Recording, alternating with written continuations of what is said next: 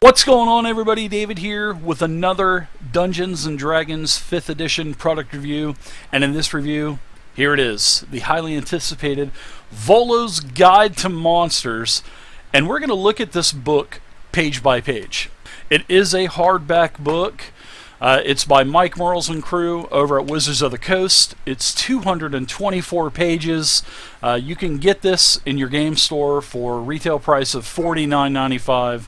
And you can also order it on Amazon for $29.97. So getting it online is a huge difference. And unfortunately, that's a big problem with brick and mortar game stores. They just can't compete with a book that is $20 cheaper buying it online.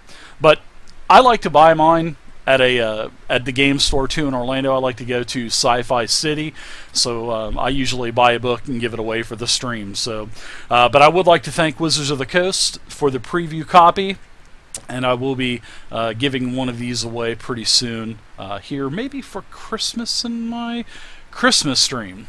All right, so Volo's Guide to Monsters. As you can see, it's built just like all of the other 5e books. Same type of paper, same. It's really nice, and we're going to go to a digital. I've actually made a PDF of this. That's why my review is a couple days late, because I'm scanning about 30 to 40 pages a day. As you can see, it's full of art. We're going to take a look at this. There is a disclaimer down here talking about Volo, how if he asks you to go on a quest, well, Wizards of the Coast isn't responsible to what happens to your party, which is really great. The contents of this book is broken up into three chapters, and 3 chapters only. The first chapter is about lore of the base 9 creatures. I mean, 9 of the most played monsters in your games. Beholders, giants, gnolls, the goblinoids, the hags, the kobolds, yontees, mind flayers, and orcs. So there's a lot of lore, and it's just not lore. There's a lot more going on than just plain lore, and I'm going to show you guys and talk about all of this stuff. So chapter 1 is awesome. Chapter 2 is nothing but new playable races, and there's a lot of good ones. Everything from a full-blood orc to the lizard men to the kenkus, and like I said, you can even go kobolds and the more evil routes, goblinoids and bugbears and stuff. So we're going to take a look at all the new playable races, and in the final chapter, it has the actual monsters. This is most of the monsters that are going to be in this book are the allies, the new variations of the core 9 monsters that we talked about. So I think they did a pretty bang up job on Volos, and I want to show you guys the quality of this book.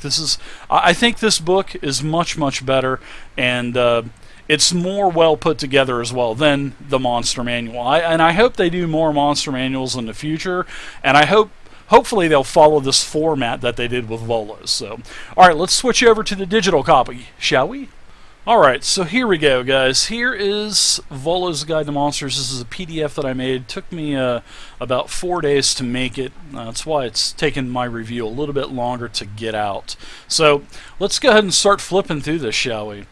Chapter 1, the monster lore. I think this is the best chapter of the book. I mean, I really like all 3 chapters, now that I've had several days now to digest it.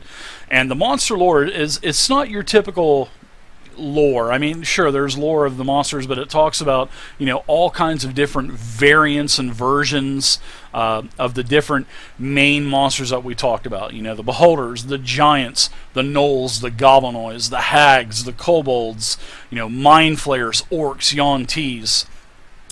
It breaks, and it actually goes into much more detail. It talks about, and I'm just going to kind of talk about chapter 1 and just kind of scroll through the pages.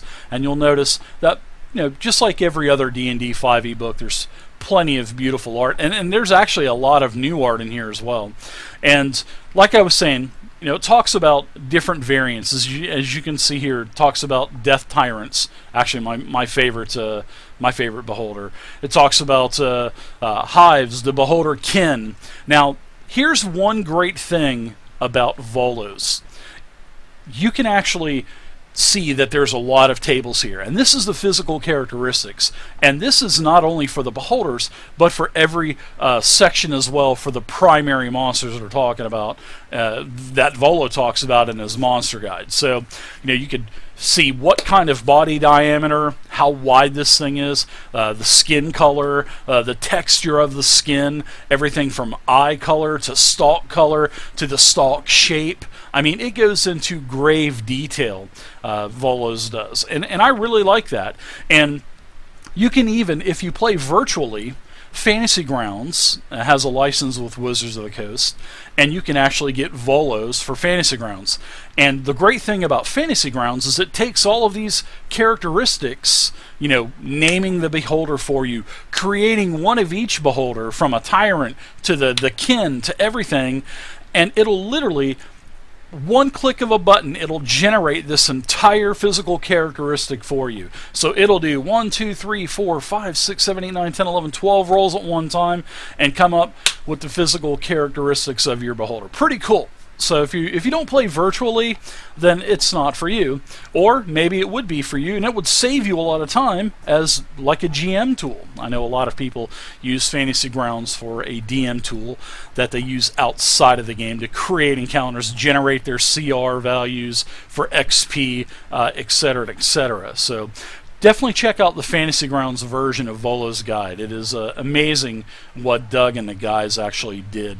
They went far beyond what a typical company would do. I mean, they actually took this and because they're players as well, and they took all this and they wanted to have this the way that they would like it as players. So really good. So you can see here's all their, you can role play these. It tells you how to role play beholders. I mean, it's great. Just like characters, your traits, your ideals, your bonds, your flaws. Here's your name chart. It goes into all kinds of different battle tactics for what the beholder would do.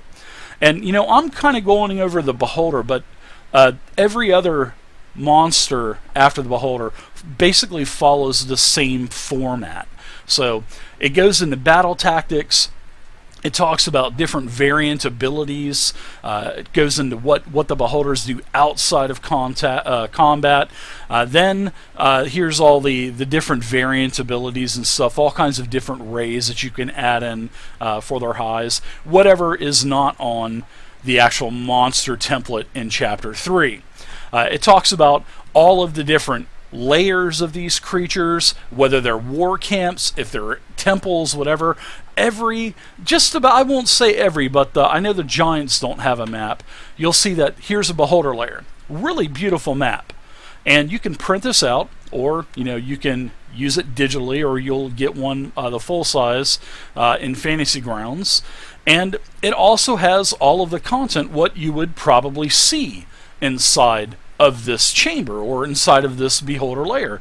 And then it has all kinds of other variant stuff, like detailed information of what would be in this place. For instance, here's larva layers, trophy galleries. It goes into what types of traps would be in this place, and it gives you all of the stats of the traps and all of the descriptions. It talks about, as you see here, it talks about minions and pets. So all of these, you'll be able to see their minions. If they're associated with demons, what type of demons are they associated with? Their lesser minions, their greater minions, and like I said with Fantasy Grounds, that one click button, that one button click that you would do will also generate all of your encounters as well. And then you just take those and import them onto the map. So with one click of a button in Fantasy Grounds, it'll generate everything for you. It's really nice, guys. And this is for everything in Volo's guide, all of the different monsters that we talked about. And like I said, here's the giants. The giants doesn't have a layer, but it still has the same thing, role playing. Talks about the different giants, the different variant types of giants, and they're in Chapter 3. There's the hill giants, the storm giants, and you can see some of this art. This is from Storm King's Thunder, but a lot of this art is brand new. And I really love the 5e Knolls. I really love the art for 5e Knolls. And, it goes into the warband, and here you go. Talks about Yenogu, their god that they worship. It has all kinds of stuff, guys. I mean, literally, with Volos, it not only does it give you lore, but it gives you everything that you need to build an entire adventure around a war camp of gnolls, or maybe a lair of beholders, or mind flayers. I mean, it's just amazing what Volos has actually been comprised of, and I really like it. I think this is a much better book than the D&D 5e Monster Manual. So here's more information about, the warband. Here's the map for the Goblinoid warband camp. Here's stuff on the hag, and you can see it follows the same format, with the ideals, bonds, and flaws, the characteristics, all of the, here's a hag lair, all of the locations, the traps. It has all of the different servants, the brutes, the lesser minions, the greater minions. Everybody's one of everybody's favorite creatures, the kobolds. These kobolds are much better than the Monster Manual with just that boring kobold and wing kobold. It actually goes into quite a few more kobolds. For I think there's 3 or 4 more kobolds, and they have a lot more bite to them. And all the monsters in this new Volo's guide has a lot more bite to all the creatures compared to what would be in the Monster Manual. So here's stuff on the Mind Flayers. Has a map for them as well. There's role-playing, all of their allies, everything from the Underdark, from the Duergar to the Kuatoa to the Quaggoths, the different types of humanoids, all kinds of different monsters that the Mind Flayers control. It talks about the different locations that would be inside of a Mind Flayer colony, and the maps are gorgeous, guys. You could print those out, or you could use them on a virtual tabletop like Fantasy Grounds or Roll20 or something. So, talks about their magic. There's a bunch of new items that are associated with the Mind Flayer. And then it also talks about treasure for all of the different creatures too. Orcs, talks about Grumsh, the god that they worship. Their tribe, talks about role-playing the orcs, the ideals, bonds, and flaws, the Orog, the layers. Here's the orc stronghold, talks about the locations, the traps, about the war chief. I mean, it goes into detail for all that stuff. The Yontees.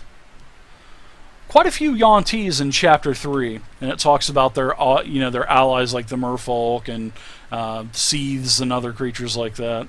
Talks about the different Yontees like the abominations, the Malisons that were in the Monster Manual, but then they expand even more, and you can actually play a Yonti as a character now. It has a stats for a Yonti if your DM would allow that. So here's all the different variations of what the Yonti would look like, skin color, just like the Beholder, just like all the other creatures throughout the book. Role-playing them. Here's their temple. Has all of the everything for each layer of the temple. It doesn't give you room 1 or room 2, but it actually kind of, and you just plug and play wherever you want this stuff. Their agents, their lesser minions, and their greater minions. So here's Chapter 2. Like I said, Chapter 2 is all about the races. And there's a couple regurgitated races, like the Aasimar, I believe, was in the Dungeon Master's Guide as one of the examples. The Goliaths, they were in I believe, the Player's Guide for, was it Princes of Apocalypse, I think? Then it also goes into you can be a Furbolg. I mean, that's pretty cool. There's what the Aasimar looks like. You can go into the Furbolg. This is one of the new races. Quite powerful abilities too. Here's the Goliath. It's been regurgitated, but it just kind of extends more of what the Princes of Apocalypse Player's Guide did not do. So here's the Kenku, and Kenku is the crow like humanoid that you can play. And it has all kinds of adventures, all kinds of hook points, lore of the animals, of the races that you want to play. It has how to name these creatures or your characters. Lizard folk, great art for the lizard folk. And then, it has all kinds of lizard folk quirks. There's all their stats, how to name it. The Tabaxi, which is sort of like a feline humanoid. And there's everything that you need to know for the Tabaxi. The Triton, which is sort of like a merfolk or a merman. an underwater race. If you're going to play any kind of campaign or adventure underwater, you may want to check out the good old Triton. So as you can see, there's quite a bit of variety in this. Then you can even go into playing more evil races, which they don't have full 2- and 3-page spreads like they do the Lizard Folk and the Kenku and stuff. So, but you can also play, here's Bugbear, Hobgoblin, Goblin, Kobold, Yuan-ti Pureblood like I mentioned, and a Orc Pureblood. And then it has height and weight chart for the Orc, it looks like. Actually, for all of them, the height and weight chart for all of the different races. Pretty cool. Chapter 3, Bestiary. This is another great part of the book. And like I said, there are probably, I think there's, 100 pages of monsters in here. And most of these monsters, there's demons, but it's most of the creatures that are the variants from the core 9 monsters that are talked about in Chapter 1. And then it also goes into listing the stat blocks for like their greater and lesser minions as well, if they're not in any other source for 5e. So it's actually really nicely put together. This is the Barghest. Here's your variant beholders. You can never have too many monsters, guys. It's always nice to see, you know, more books come out with more monsters. It's just more monsters for your arsenal, and you know, more hook points. And like I said, this is more in a format of like what the monster manual is, and then it gives you, you know, base lore, hook points, etc. Some variant stuff that we'll even take a look at. Nice challenge rating 5 swarm of cranium rats. I think my party might have to run into something like that. Challenge rating 5 is pretty nice. Use your demons, the Babal, the Maul Demon, the Shoos, the Devourer, a bunch of dinosaurs in this book. Brontosaurus. A lot of people don't like dinosaurs in D&D. I have a friend that hates dinosaurs. He says dinosaurs don't belong in D&D. I just kind of chuckle at him, but you can put anything you want. I mean, sure. Of course, it probably wouldn't line up time-wise, but, you know, if you're looking at it from a realistic point of view, but why wouldn't you want some dinosaurs from time to time? Maybe some velociraptors or Tyrannosaurus rexes or something. Here's the fire newts and the variants with the striders that they ride. Nice. The flail snail. And you can see that these monster stat blocks are much more beefy with more actions as what you saw in, you know, the base monster manual. Not to take anything away from the monster manual, it's still a good book, but you know, with Volo's Guide and the 5e Tome of Beast from Kobold Press, those are just insanely more rich monsters than what that was in the core book. Just my opinion now. Here's some giants and some variants. Look at that Fire Giant Dreadnought. The art is awesome in this book too. Frost Giant, the everlasting one. So it basically gives you a variant of every type of giant, from hill to fire to storm to everything. Here's a gorilla. Those are crazy. Forearms. Here's new variants of the gnolls. Even an undead gnoll looks good. The grungs, these are the new flumps of Volos. These are the cute little grungs. They're actually pretty tough though. Put some of those against a level 1 or level 2 party, you'd have a really good fight. Here's some more variant stuff like I was talking about. You know, the guard drakes that were in the Tyranny of Dragons, both in the Rise of Tiamat and also Horde of the Dragon Queen. There you go. Try to remember all this stuff. And it's hard. There's so much stuff being put out all the time. But you can see here's all the different variants now. From the black guard to the blue guard, green, red, and white. And it has all kinds of other, you know, special abilities that you would add in. So some variant hags, some variant hobgoblins, kobolds. I even brought back the Kobold Dragon Shield, the famous Kobold Dragon Shield from 4th edition.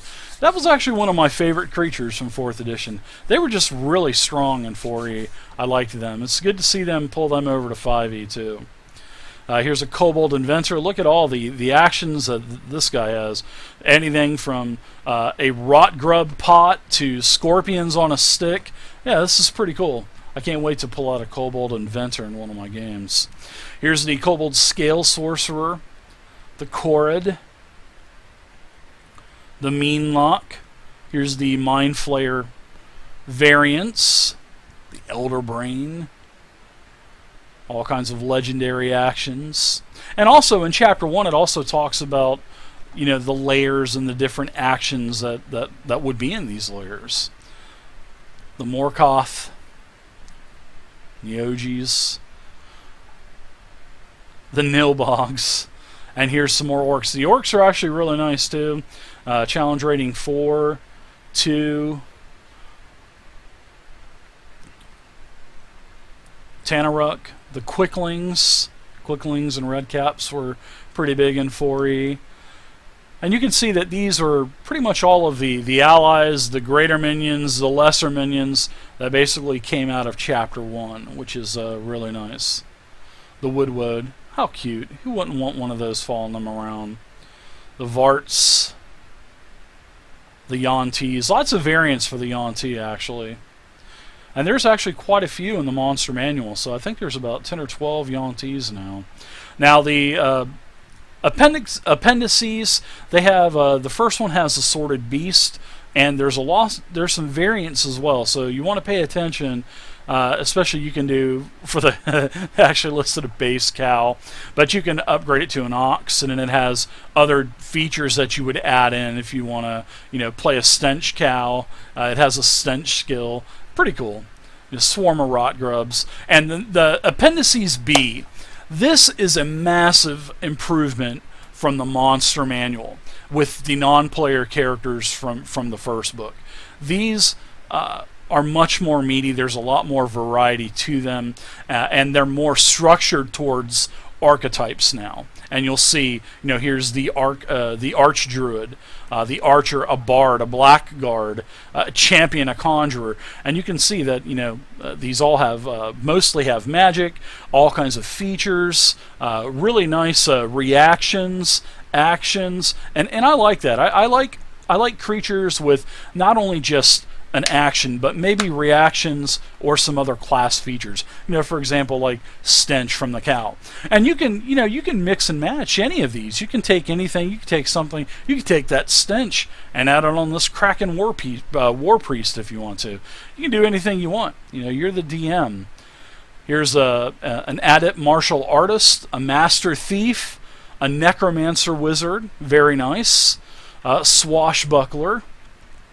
Transmuter, a war priest cleric. Here's a couple of the variant warlocks. Here's one of the Archfey, one of the Fiend, and one of the Great Old One. A warlord, my favorite class from 4th edition. Good to see that they added one of those in there.